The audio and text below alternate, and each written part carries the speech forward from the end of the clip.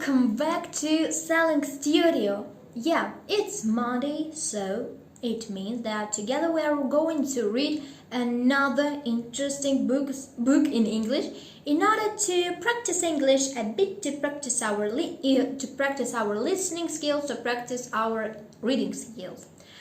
So, as you know, last week we finished very interesting books about animal legends. Yeah, and today we're going to start reading a very famous story that is called The Wizard of Oz. As you know, a lot of countries,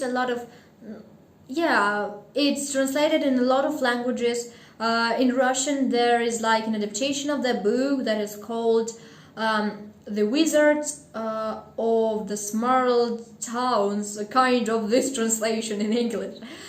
So, you see that this book contains of 8 chapters. Yeah, this book is a bit bigger than the other book that we read. So, it means that we will divide it into 4 parts and we read in each video 2 chapters. So, let's start reading. Chapter 1. The Cyclone.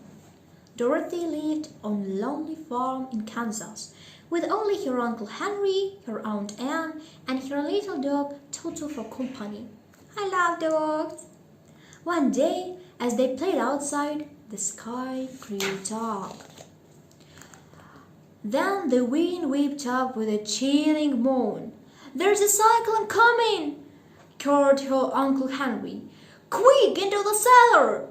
In a panic, Toto ran to hide under the bed. Yeah, you know that the animals are a bit afraid of cyclones or like fireworks or so. Dorothy dashed after him as the wind shrieked and the whole house shook. With a mighty wrench, the cyclone whirled the house into the sky.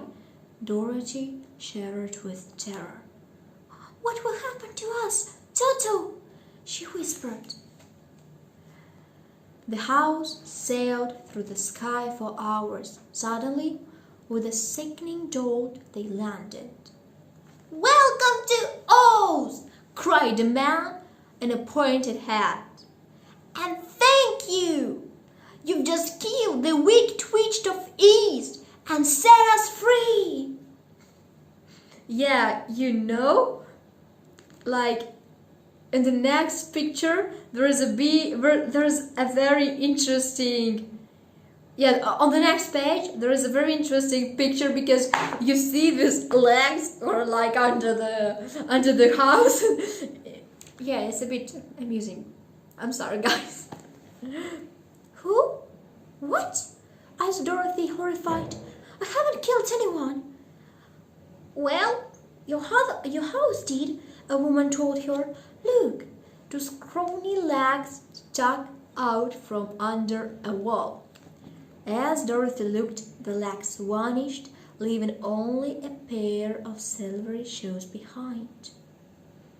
"Dorothy will be a Cinderella." The woman handed them to Dorothy. "These are yours now," she said. Dorothy took the shoes in daze.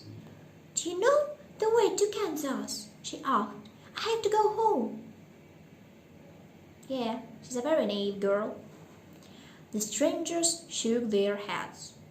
"Maybe the great wizard can help you," suggested the woman. "He lives in Emerald City at the end of the yellow brick road." Yeah, as we know, she's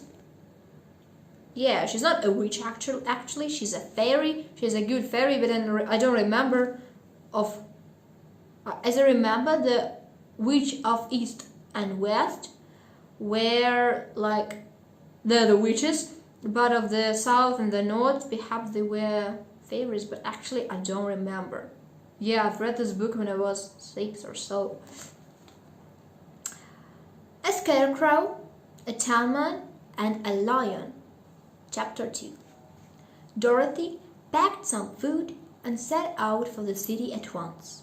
She walked briskly along the yellow road, her silver shoes tinkling on the bricks. Yeah, I love it when my shoes are tinkling. Yeah, I love it very much. As she passed a field, a scarecrow winked at the dog. Dorothy jumped in surprise. "How do you do?" he asked. "He talks too," thought Dorothy. "Hello," she said shyly. "How are you?" "Not so good," the scarecrow said. "It's very boring stuck up here." Where are you off to?" he asked a moment later. "To see the wizard," Dorothy replied. "I need help to get home." "Wizard? What a wizard?" said the scarecrow. "I don't know anything," he added sadly. "I had no brains." "Oh dear," said Dorothy. "Well, why don't you come with me? Maybe the wizard could give you some brains." So they went on together. The land grew wilder until by evening they were walking through a thick forest. That night they sheltered in a log cabin. Dorothy woke to hear strange groans. A man made of tin was standing as still as a statue by a pile of logs. "Are you all right?" she asked. "No," the tin man grunted. "I can't move. I was caught in the rain and I've rusted."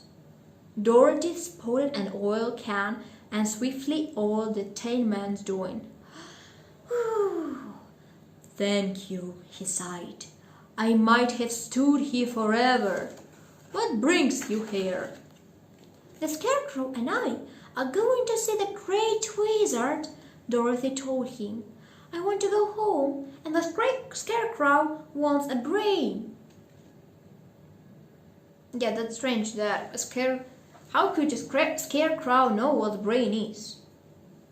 Yeah, that's strange. The Tin Man thought for a second. "Do you think the wizard could give me a heart?" he asked. I expect so," said Dorothy. "Then I'll come too," he decided. The new companions had just set off when a lion leaped onto the road. Opening his slobbery jaws, he gave a terrible roar. As the lion tore on the toe, Dorothy smacked him on the nose. "Stop it!" she cried. "You must be a coward to pick on a little dog." The lion looked ashamed. "You're right," he mumbled. "I only roared to make people run away." Poor lion. "You should ask the wizard for courage," said Dorothy, and told him where they were going. The lion nodded angrily. "I'll come with you," he growled. So, that was the end of the first two chapters. Actually, I understand that, like, the Wizard of Emerald City, I mean, the Russian book is not the adaptation, but it's real translation of this story. Yeah. But now I don't actually understand why is the Wizard of Oz, but who knows, perhaps we will find out what the Oz means.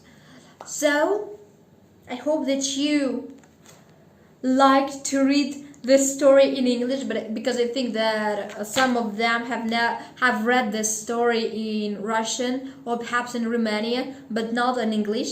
So I think that you're happy to read it in English. So don't forget that on the next Monday we will continue reading this story. So don't forget to put your like, don't forget to subscribe our channel. Have a nice days and have some nice days, have a nice life. Yeah, and goodbye.